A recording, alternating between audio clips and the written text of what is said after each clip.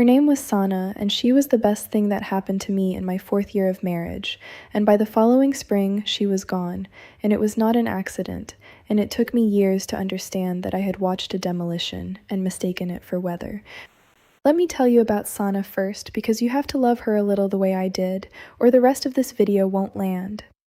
She moved into the flat 2 doors down with her husband, a young couple, new to the neighborhood, and she was loud in the way I had forgotten a woman could be, laughed with her whole body, said true things out loud at normal volume, as if true things were allowed. We met over something small, a borrowed cup of something, and there was that instant recognition you almost never get as an adult, the click of a person who is going to matter.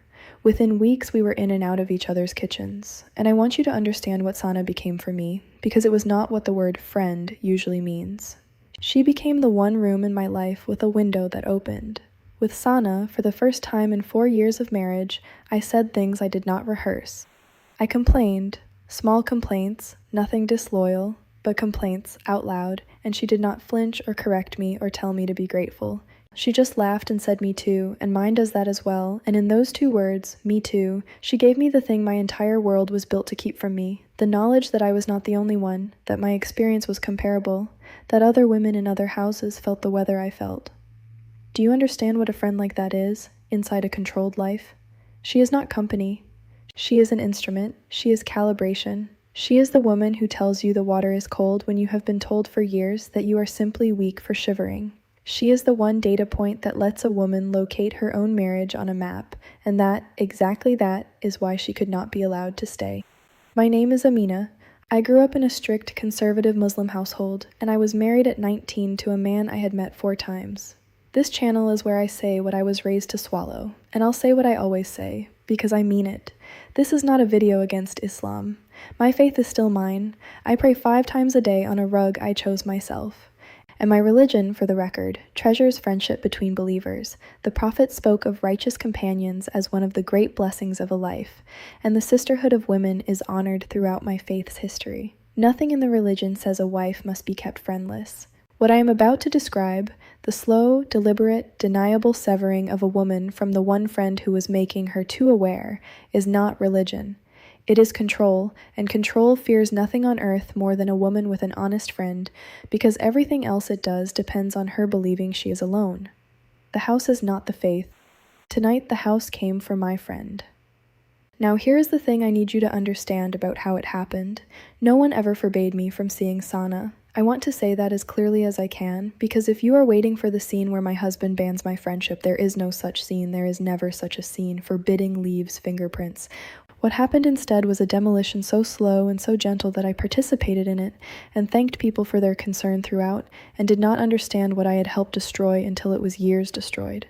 Let me show you the stages, because this is the part nobody names, and somewhere a woman is in stage 1 of it tonight, thinking it's nothing. Stage 1 was the concern. It started with my mother-in-law, gently, a few weeks into the friendship, when it became clear this was not a passing acquaintance. Not a criticism, concern. You spend a lot of time with the new girl. What do you two find to talk about all day? Light, warm, almost teasing. But I registered it the way you register a change in cabin pressure, and I noticed that my time with Sana was now being counted. Then the questions about Sana herself began. Who her people were, where her family came from, what her husband did, whether they were really our kind of family, the community's due diligence machinery, quietly running a background check on a woman I simply liked. And underneath every gentle inquiry was a frame being constructed, patiently, board by board, Sana as a question, Sana as a risk, Sana as someone about whom one should perhaps be a little careful. Stage 2 was the character work, and it was masterful, and I did not see it as it happened. Slowly, through the telegraph, through dropped remarks at gatherings, a picture of Sana assembled that I could never quite trace to a source. Did you know she speaks very freely about her husband, imagine in public? She seems to have a lot of opinions for a young wife. My mother-in-law heard she was raised in a very modern household. You know how that is. None of it was an accusation. All of it was atmosphere. And the genius of it, I can admire it now, the way you admire the mechanism of a trap that once held you. The genius was that everything they said about Sana was true. She did speak freely. She did have opinions. She was raised modern. They were not lying about her. They were simply taking the exact qualities that made her precious to me, the openness, the honesty, the refusal to perform, and relabeling them one by one from virtues into warnings. The friend who made me feel less alone was being recast in the household's slow narration as a bad influence. And a bad influence is a thing a good wife distances herself from voluntarily, which is the whole point, because the system never wants to ban your friend. It wants you to leave her and thank it for the wisdom. And I have to give you one specific afternoon with Sana, because it is the afternoon that made me dangerous, and it shows you exactly what the household was right to fear. We were in her kitchen, and I had said something small. I don't even remember what, some little thing about how a cold week had gone at my house, the silence, the walking on eggshells, and I had said it the way I said everything, wrapped in apology. That's just how marriage is. I'm probably being ungrateful. And Sana put down her cup and looked at me and said, "Amina, why do you always do that? Why do you say something true and then take it back in the same breath?" And I had no answer, because no one had ever pointed it out. I did not know I did it. It was as invisible to me as breathing. And she said gently, not unkindly, "You're allowed to just say the thing. You don't have to apologize for your own life to me. You don't have to apologize for your own life." Nobody had ever said such a sentence to me. Not my mother, not my sisters, not in 19 years of being raised or 4 years of being married. And something shifted in me that afternoon that never shifted back. A tiny crack in the belief that my experience required permission and padding and apology to exist. That is what Sana gave me in a kitchen over tea. Not advice, not escape, just the radical proposal that my own life was mine to describe without apologizing for it. Now I ask you, what would you do if you were the household and you saw a woman coming home from a friend's kitchen carrying that? You would not forbid the friend. You would be far too clever for that. You would simply, patiently make sure the friendship became too expensive to keep, because a wife who learns she doesn't have to apologize for her own life is a wife who is one afternoon closer to leaving it. Before I tell you how it ended, because it ended and the ending is the part I carry, I need to say one thing. What I share on this channel is real, but it is the surface. There are things I have never been able to say on YouTube, the parts they would take this channel down for, the parts that need a closed door. So I wrote them down, all of it, the whole record, in a book I called The Silence They Called Modesty. 10 chapters, 10 objects I can still see when I close my eyes. If you want the full story, the cover is on your screen right now. Scan the little square with your phone, or the link is at the top of the comments, pinned. But let me get back to Sana, because stage 3 is where the walls actually moved, and where I became, without knowing it, the instrument of my own isolation. Stage 3 was the friction. Once the frame was built, Sana as risk, Sana as bad influence, the household began, invisibly, to make the friendship expensive. Never by forbidding it, by scheduling against it. Suddenly, the afternoons I would have spent in Sana's kitchen filled with obligations that could not be moved.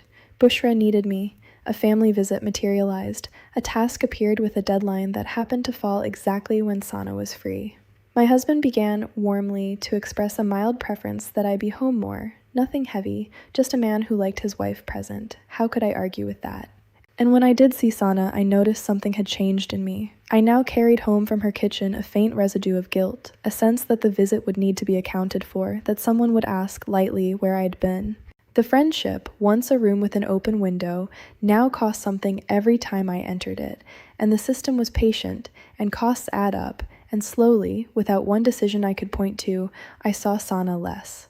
And here is the part that shames me, and that I include, because this channel runs on the whole truth. I began to pull back myself.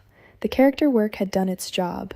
Some part of me had absorbed the frame, had started to think, maybe she is a bit much, maybe I should be more careful, maybe the family sees something I don't, and I distanced myself from the one woman who was keeping me sane, believing it was my own mature judgment. That is the masterpiece of it. They did not take Sana from me. They arranged for me to let her go, and to experience the letting go as wisdom. And then, in the spring, Sana and her husband moved. A better flat, another neighborhood, ordinary reasons, the kind of move that happens all the time. And by then, this is the part that still stops my breath. By then, the friendship had already been so thinned, so weighed down with guilt and friction and quiet recasting, that when she left, the distance was mostly already there. We promised to visit, we meant it. But visits required arranging, and arranging required reasons. And the reasons were the very thing the household had spent a year making expensive. And a friendship that has already been thinned to a thread does not survive the addition of distance. We drifted in the way they had ensured we would drift, and within a year Sana was someone I had once been close to, a name that came up occasionally, a warmth in the past tense. The demolition was complete, and it had no rubble, and there was no one to blame, because, say it with me now, you know the sentence? Nothing had ever been forbidden, she just moved. Friends drift. These things happen. That was the official weather report on the deliberate destruction of the most important relationship of my married life. And I signed off on the report myself at the time because I believed it.